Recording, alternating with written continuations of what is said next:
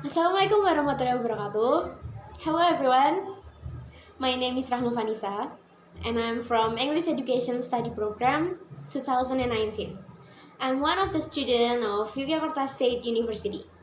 My student number you can see under my face.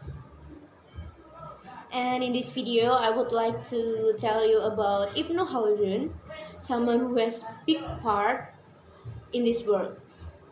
And I will also explain his quotes too. So let's get started.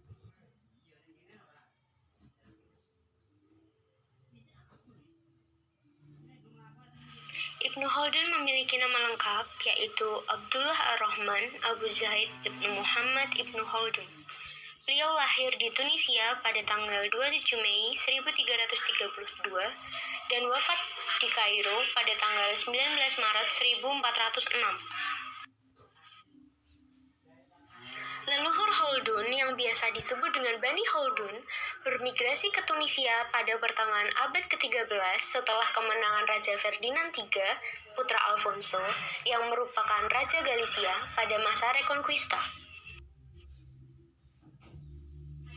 Keluarga Khaldun merupakan keluarga ternama dari kalangan politisi dan ilmuwan pada dinasti Umayyah, Al-Murabitun, sampai Al-Muwahhidun di Andalusia hingga akhir pertengahan abad ke-11. Keluarga Khaldun pun menetap di Tunisia, tempat di mana Ibnu Khaldun lahir. Ayah Ibnu Khaldun keluar dari tradisi keluarga dan lebih memilih menjadi intelektual hingga wafat pada masa wabah sampar pada tahun 1348. Ibnu Khaldun termasuk orang yang sangat aktif. Pada tahun 1350, Ibnu Khaldun sudah menjabat sebagai sekretaris Sultan Al-Fadl di Tunisia, yang mana usianya masih 18 tahun pada saat itu. Tahun 1963, beliau menjadi duta negara di Kastila, dan pada tahun 1365, beliau menjabat sebagai Perdana Menteri Abu Abdullah Muhammad, yaitu penguasa Bani Hafs di Bijaiyah. Ibnu Khaldun merupakan tokoh pendidikan dari aliran pragmatisme instrumen. Beliau memiliki beberapa pandangan terhadap pendidikan, salah satunya tujuan pendidikan. Tujuan pendidikan untuk peningkatan pemikiran. Ibnu Khaldun memandang bahwa salah satu tujuan pendidikan adalah memberikan kesempatan kepada akal untuk lebih giat dalam melakukan aktivitas. Kemudian, tujuan peningkatan kemasyarakatan. Ibnu Khaldun berpendapat bahwa ilmu dan pengajaran adalah lumrah bagi peradaban manusia. Dan yang terakhir yaitu tujuan peningkatan kerohanian, dengan menjalankan praktek ibadah, zikir, khalwat atau menyendiri, dan mengasingkan diri dari halayak ramai sedapat mungkin untuk tujuan ibadah sebagaimana yang dilakukan oleh para sufi. Yang kedua yaitu pandangan pendidik oleh Ibnu Khaldun. Menurut Ibnu Khaldun, pendidik yang baik yaitu pendidik yang bersifat lemah lembut, yang menjadikan dirinya sebagai uswah al-hasanah atau suri tauladan bagi peserta didiknya, yang memperhatikan kondisi peserta didik dalam memberikan pengajaran, yang mengisi waktu luang dengan aktivitas yang berguna, dan yang profesional serta mempunyai wawasan yang luas tentang peserta didik. Yang ketiga yaitu peserta didik. Ibnu Khaldun memandang peserta didik sebagai subjek didik yang dituntut kreativitasnya agar dapat mengembangkan diri dan potensinya. Kemudian yang keempat, ada kurikulum. Ibnu Khaldun membagi ilmu menjadi dua macam, yaitu kelompok ilmu nakli dan kelompok ilmu akli. Ilmu nakli yaitu ilmu yang diambil dari kitab suci dan sunnah Nabi. Sedangkan ilmu akli yaitu ilmu-ilmu yang diperoleh manusia melalui kemampuan berpikirnya. Ibnu Khaldun juga menyusun ilmu-ilmu nakli sesuai dengan manfaat dan kepentingannya bagi peserta didik kepada beberapa ilmu, yaitu ada Al-Quran dan Hadis, Ulum Al-Quran, Ulum Al-Hadis, Ushuf Al-Fiqh, Ilmu Al-Kalam, Ilmu Al-Tasawuf, dan Ilmu Ta'bir Al-Ru'yah.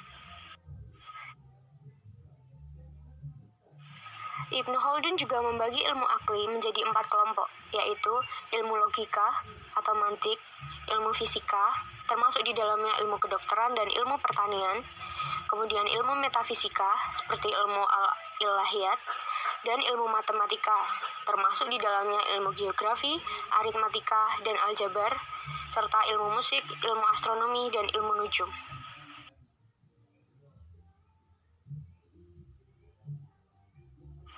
Menurut ilmu Khaldun, beliau tidak setuju jika mendidik anak dengan menggunakan kekerasan, karena itu akan berpengaruh negatif terhadap pertumbuhan anak, yaitu dapat menyebabkan kelemahan dan tidak sanggup membela kehormatan diri dan keluarga. Karena anak tidak memiliki kemauan dan semangat yang berfungsi amat penting dan memperoleh keutamaan dan akhlak yang baik.